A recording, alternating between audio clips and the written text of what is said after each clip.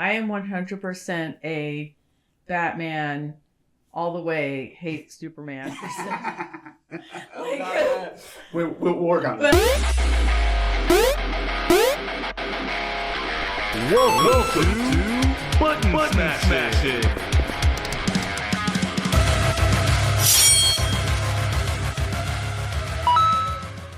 Hello and welcome to the second episode of Button Smashing with Vesper. This month I talked to Phil Specialmeter about comic book to video game adaptations. I can't wait for you to see that conversation. Additionally, I do have some best and worst from my own streams this month, and I'm really excited to show you some of my tips and tricks from Tears of the Kingdom. I know it's like a year and a half old, but I feel like it's the gift that just keeps on giving, or the game that keeps on giving.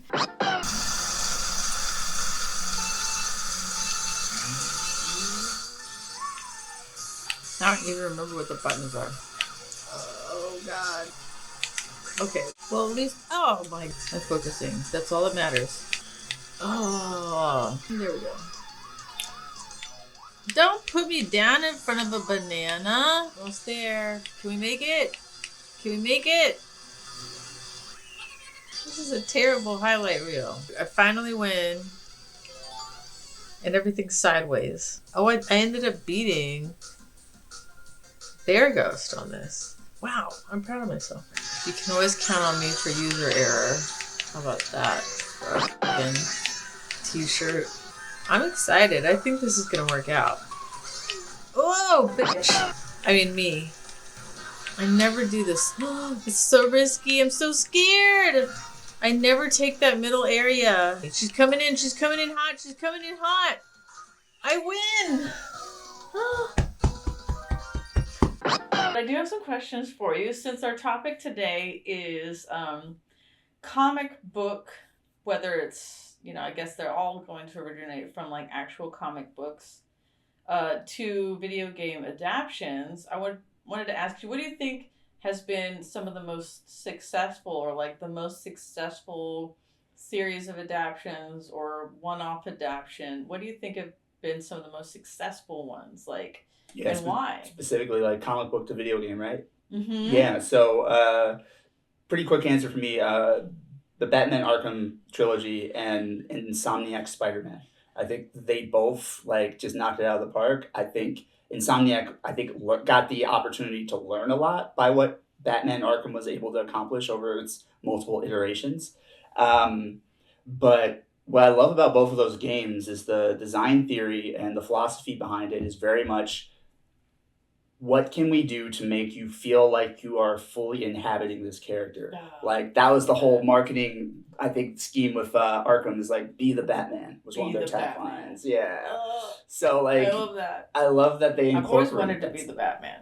And you I can. think I am the Batman. You might just be. I might. Whenever I show up in a room and people are like, I had no idea you were there. I'm like, I'm the Batman. That's one of my favorites. Please, back to you. No, that was good. That was good. I love hearing about that.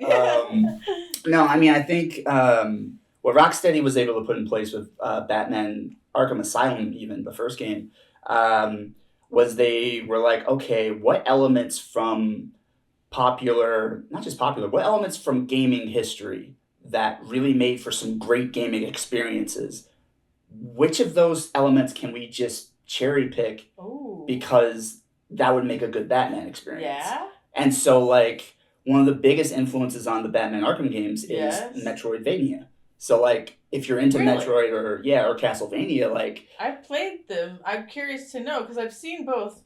I'm here for this. Yeah. No, so Sefton Hill, who was one of the lead on the Batman Arkham games for a long time. I think he recently left Rocksteady.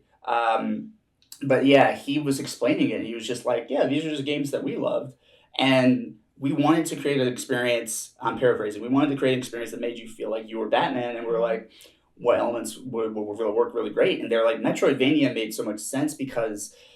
For those who aren't familiar, those style of games, they've become a genre, a subgenre, right? But Metroid and Castlevania created this subgenre where it's a game that's challenging, but the idea is you backtrack and forth a lot to get upgrades that are necessary to get access to new areas. Yeah. Right? So like, I can't jump that high, but if I get the grappling hook, I can get there. Right? And so they applied that very much to Batman, because Batman's like very gadget heavy. And he's very, even more than just his gadgets, he's just inventive. Like he's very cerebral. He's a detective. He pays attention to his surroundings, and he learns from his encounters. So as he might even get roughed up. Like somebody might get the upper hand, but he's like, okay, word. And next time he has something for that. And so building the Arkham games around that, where you can upgrade his armor and his martial arts abilities and stuff like that. But like even at his base, he's Batman. Like he's still in complete control of the situation. He's still a badass. But the upgrades allow you to sort of solve clues, and put together, puzzles and like access new areas to advance in the game. And it was cool because they were able to incorporate that in such a way that even in a narrative way, I feel like Arkham Asylum felt very much like Die Hard. It's this idea that Batman's deep in enemy territory. He can't leave. He doesn't have a whole lot of outside help. I think he's on there with Oracle in his ear, but like he doesn't have a whole lot of outside help, and he just has to survive in this hostile environment where everyone there hates him pretty much, right? It's Arkham Asylum. It's a bunch of inmates. Yeah. It's a bunch of the supervillains he's put away. Yeah. And like there's some innocent people that worked at Arkham that are trapped there too that need his help. And so like it created this really great high stakes scenario for Batman, and it really puts you in his mindset where you're like, okay, how can I figure this out so I can get to that person that needs my help, or how can I get the drop on this particular. The boss battles were interesting because they were all different. One I'll just point out is Scarecrow. Scarecrow is one of my favorite Batman villains.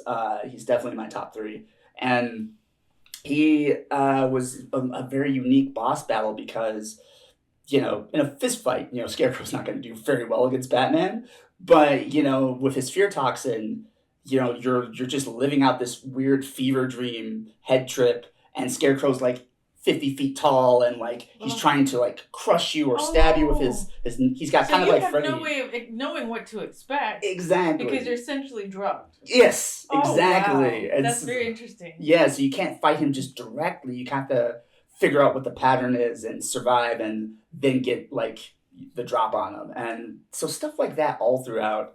But I love that the theory, again, was just they're gamers at Rocksteady. They're like, what do we like in our favorite games that makes sense for Batman, as opposed to just throwing stuff in there just because they like it, because it's like some things don't fit. But I think that's what makes the Arkham trilogy, and I know there's a 4th Arkham game, there's Arkham Origins, but that was done by a different team. Also pretty good. But like what made the Arkham trilogy so good was, I want to play it. Yeah, I definitely think you would enjoy it. I'm a huge Batman. I think you would. I think you would love it. I did kind of like butcher, just for a quick insert. Like I got Harley Quinn's outfit from the Arkham games, but nice. I kind of like changed it up to make it my own. Yeah. But that's just, I don't know. I've watched people play the game. I haven't gotten to play it myself. So I think I would really like it. I think so too. Yeah. If you're anyone out there who's not played the Batman Arkham games, they still hold up. Like I'm watching. Oh, good. That's good to hear. Like sometimes I want to go back and play stuff, and I'm like, this is just hard to get through now. If you do it, definitely do them. Definitely play them in order, because I think every game they just got a little bit better. Yeah. And gave you more stuff as Batman. So I think like, you don't want to start at Arkham Knight and then go back to Arkham Asylum, because you'll be like, where's all this cool stuff I could do in Arkham Knight? So like do them in order. But I do think even from what I remember most about Arkham Asylum, because, being a big Batman fan myself, my favorite superhero is Nightwing. Yeah. And so like, I've been disappointed by Batman games for decades. Like I grew up with a bunch of, like, none of them were good, really. They're like mediocre. Yeah, they're just like, you didn't feel particularly capable as Batman. Yeah. They weren't particularly interesting or in-depth. And so when they were marketing this game, they put a demo in GameStops, and I would frequent GameStop, And when I would go in, I was just like, I gotta try this. And it was basically the combat mode. They let you try the combat challenge. And so, you're Batman fighting 10, 20, 30 dudes. And I was just like, I'm so addicted. Like, I would just spend hours. You're like, I'm sorry if anyone else wants a turn, you're not getting one. I've invested here. Put your quarter down, and I'll see it. No, and that's how I knew I was in good hands. Put your quarter down. I knew I was in good hands. Save it for a milkshake. You ain't playing this game. I knew that I was in good hands because I never felt like the combat in the Batman game was ever that good or visceral. And I was just like, the fact that it was so addicting to play, and that's just one component of the game. That's cool. I was like, okay, cool. This is going to be good. Yeah. The other thing I'll note about the adaptation is that it pulls from, which Spider-Man does as well, it pulls from various media surrounding the character. So, like, there's some deep comic book cuts in there. References to some of my favorite storylines, like The Long Halloween. You can go into, like, this basement area. You can find the Calendar Man who's locked up. He can't do anything, but he says different stuff depending on... This is like cool Easter eggs. Yeah. Yes. So I'll semi-spoil this one in the saying that if you go on different dates in your system's calendar, so if you're playing on PlayStation, for example, whatever date is in your PlayStation's calendar, if you go on, say, like February 14th, he might say something a little different because it's Valentine's Day. So, like, I love that unnecessary level of detail, right? Yeah. I feel like I love being immersed in something. Like, I love the creativity of it. I love the work that people put into it. I love the idea of just pretending to be or do something other than what I do every day. And I'm a fun person. I have a good time. Yeah. But I also love experiencing different experiences. And so I love to hear that, that you can play a game. I think that's one reason why I like a lot of open world games is because you might walk over there and, like, somebody different's going to be there for whatever reason. And so that's cool to hear that they have little stuff like that. Yes. World building and Easter eggs, like, even just within the level design, within the scenery, like, they don't point you to it, but if you happen to look at a poster on the wall, you're like, oh, I got that reference. Like, I know what that means. Yeah. And so that's what I love about Rocksteady, that dedication to creating the best experience we can for the fans and even for newcomers, to immerse them in this world, like, to make you feel really, like, immersed and grounded in that world. I think that's cool. And then it gets you excited. Like, I used to apologize, but someone finally told me to stop. But, like, I got into X-Men, and then I got into reading the comics for it.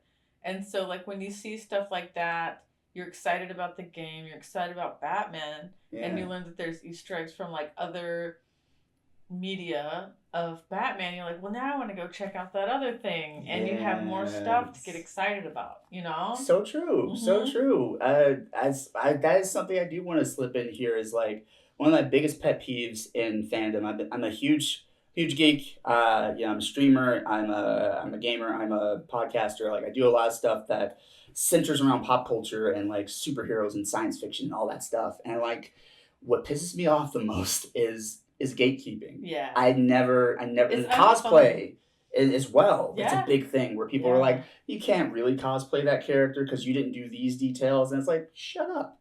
Like, let people have their experience with the material. Yeah, imagine. So no, I never do the gatekeeping. Yeah, I never do the, like, oh, you only saw the movies, so you're not a real fan. It's like, whatever. Yeah. That got them into the character, and they're excited about these characters, and that's cool. So if you truly love something, you're just going to be excited to talk about it with other people. You're not going to be trying to hold it for yourself and, like, the way that you view it or something. Like like I said with the Harley Quinn costume. Like, I first loved Harley Quinn back when there was the animated series. Yeah. And then there's, like, the new, so many iterations of Harley Quinn now. And I think that's what's fun about it is, like, well, I took the Arkham Knight character, but I made mine a little bit more red and black instead of like burgundy and black. Yeah. And then I also like added, like I went to Las Vegas and I got these little, they're like golden dye or whatever, and I put it on there because it's got like the different card game shapes on it. Like I think that's what's fun about like adding your own little thing to it, and it's always gonna be. I'm definitely like the more the merrier type person. Same. I feel like I love everyone's ideas and what they have to bring to the table, and we can just enjoy it more if we don't like shut people down for not doing it the way we think they should. Agreed. You know? Agreed. Just add more seats to the Thank table. you for listening to my TED Talk. It was a good talk. No, I think that's beautiful, and I love knowing that you went to Vegas to get Oh, something it was specific. old. I had it like from back in the day. You know, I was like, oh, this will go good with this. You know. Nice. Okay, well, I have another question for you now. Yeah. So we talked about what you think has been the most successful or one of the most successful comic book to video game adaptations, but what's your favorite? That is.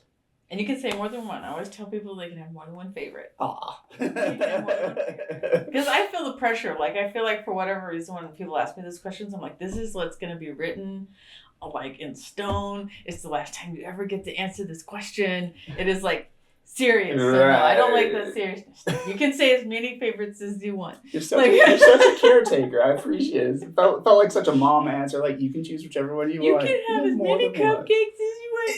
Exactly. As long as you brush your teeth. No. I feel the same. You know, like literally, I don't have one favorite movie. I have a tie. Like the two things are my favorite movie. Like, so I can't pick one. But with gaming, I think picking my favorite superhero adaptation is very difficult in the sense that I feel like even within the same franchise, like Arkham or Spider-Man, different entries have done different things that are really interesting. But I would say if I'm going to pick two, I think that Batman. Batman Arkham Knight, I feel like, has the best overall gameplay. And just like they're at the top of their game as far as making you feel like Batman. Mm-hmm. However, the previous two entries have a story advantage in the sense that, speaking of the animated series, Paul Dini is one of the writers from Batman the Animated Series. He's the co-creator of Harley Quinn.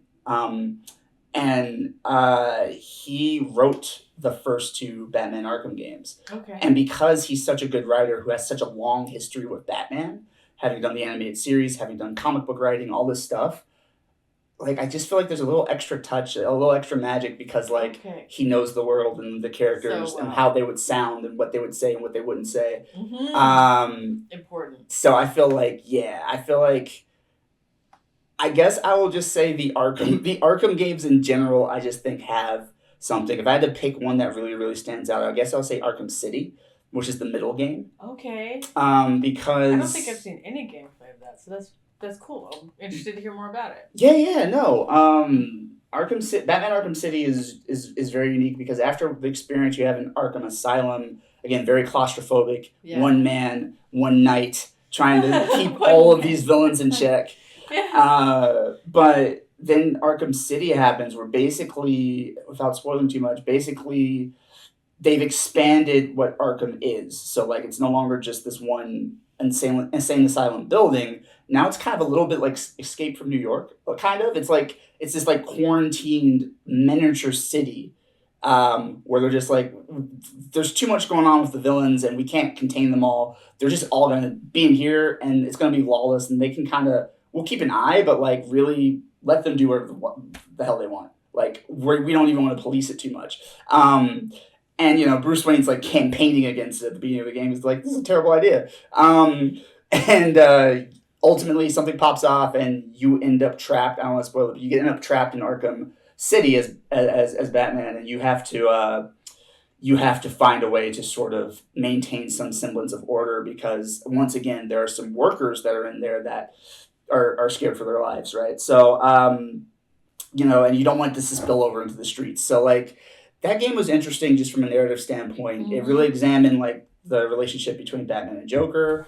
Oof, wonderful. Yes, it examines like Harley Quinn, Mm-hmm. and her love for Joker, and where that leads. It examines, like, it introduces, you get to play as Catwoman, which was really dope. Like, I was like, ooh. And now you're like thinking from their perspective, and they're also really cool. Exactly. And again, the design theory works for all the different characters, because when I play as Catwoman, like, you know, she doesn't hit as hard as Batman, but like the way she can gracefully just kind of slip in and out of people's attacks is just like so much fun. And like and just she can like cling to the ceiling because she's got like the claws or whatever, and like I'm just like, this is neat. So Arkham City, I think, is really a special entry, and I think it's probably the pinnacle of the story in that series. And I guess the other game I want to note is very recent.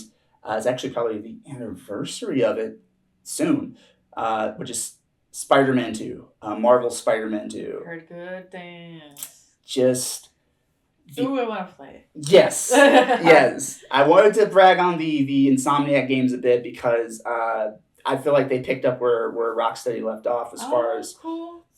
using that theory of like what gameplay elements supports Spider-Man, right? Mm-hmm. And so I really thought it was really impressive how, like, hey, I was just like, dude, like, I haven't played a great Spider-Man game since like Spider-Man 2, like the movie game. Yeah.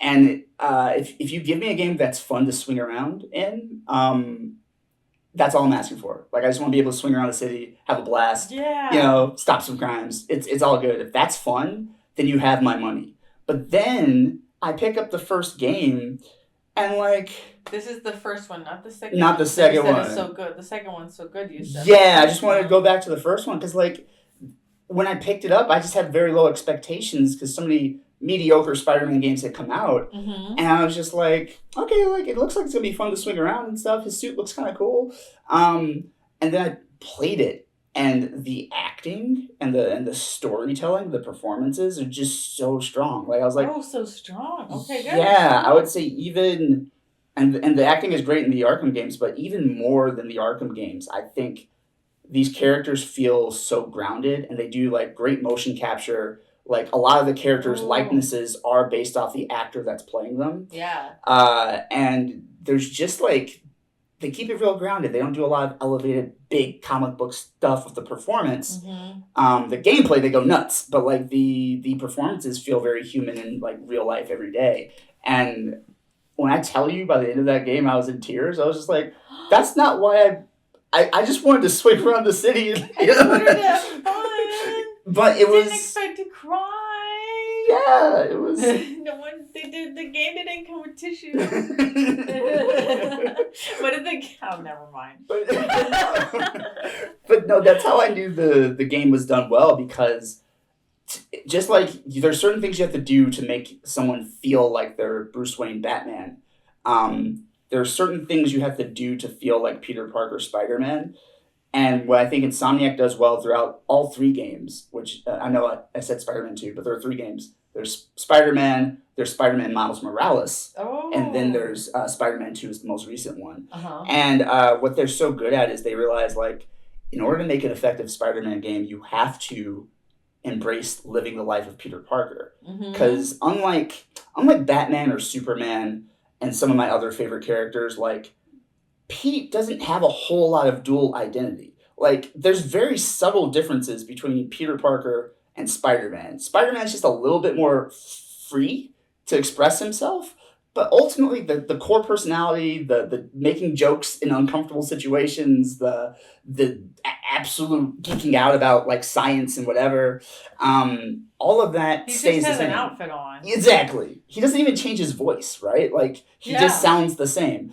And I think that's one of the things I love about him as a character. And so it'd be really, I think, a disservice to do a game where you just spend the whole time as Spider-Man and never really touch on Peter's personal life. So I think there's a bit of like, have you ever played like a Telltale game or like a decision-based game where like, you know, you don't necessarily, it's not necessarily decision-based, but it has that element of like, you feel the weight of his real life. You understand what it is to be really broke and have to go to your aunt for a little bit of help, which is doesn't feel great, but she's there for you. That's very cool. Yeah, and so like when you have those strong emotional ties to Pete, to MJ, to Miles, to these other characters you meet, when the stuff pops off, when the villains go nuts, when something crazy happens in the city, you're worried about everyone. Yeah. You care more. And Peter's punches and quips land better because you're invested. It's something Jackie Chan once said about making films, making action movies. Yeah. He said, I want people to be so invested in my character but that by the time I throw the first punch, they want to stand up and cheer. And I think they use that kind of methodology for the Spider-Man games. So I think it's really effective. I think it's very overlooked because it's a superhero game and people don't want to think too deeply about it. But I think what makes those games for me is the emotional connections that then make the gameplay come to life even more. I feel like we've kind of come full circle here. Agreed. I just want to ask again, is there anything else that you would like for our viewers to know about anything that you're working on? Absolutely. Absolutely. It's been an incredible It's exactly what I love. And like I said, I'm dark and movie, and I like to deep dive into things. So I appreciate everything that you shared today. No, thank you. I appreciate you and everyone else putting up with my rambling. I just get really excited. That's what we're here for. If you didn't have anything to say, I'd send you home. Fair. Thank you everyone for again, just embracing me, allowing me to be in this space and hang with y'all. You can find me as Phil Special Meter, which I know is a mouthful. It is PHIL, the word special, the word meter, all smushed together. And you can find me with a link tree. I have a link tree, tr.ee/Phil Special Meter. That'll give you everything that I'm up to right now. I am a streamer, and you can find me here on Twitch, a couple nights out of the week. And I'm a variety streamer. I do a lot of different types of games, and I also do different content that's not games. We might do like a stream on acting. We might do a stream on martial arts or like the history of my favorite anime, or we do different stuff. And then the biggest thing that I'm most excited about right now is we're doing a podcast. Me and my buddies, just_Drado and Skipper Finn, we run a podcast called Hard Mode Selected. It is not spelled properly because we're silly like that. So it's HRD Mode Selected. And again, we have a link tree. So if you go to Linktree, tr.ee/HRD Mode Selected, you'll find everything we're up to. We run a podcast on YouTube, and where we talk about a lot of this type of stuff as well. And we also do gaming, and we also do live streams on Twitch and stuff. So the whole idea is just very much we're hard mode gamers, and we sort of found this resonance with real life. Sometimes I love that name. I love that title. Yeah, I like that. That's very cool. Yeah, thank you. So the coolest thing about Tears of the Kingdom is you can actually spend a lot of time just playing around with builds and mixing different weapons, which makes the game almost a completely different game. Oh my God, in this case, I was messing around with one particular element. It's these tiny little tanks that attack enemies. And I did all kinds of things. I added fire, I added ice, I added cannons, I added electric cannons. And that's why I just think this game is infinitely fun because you can get so creative with it. So give it a try.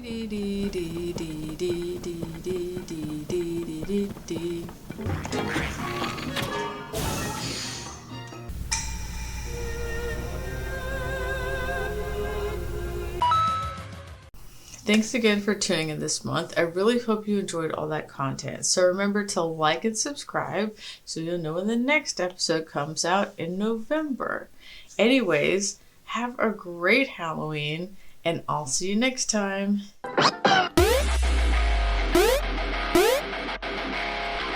Welcome to Button Smashes.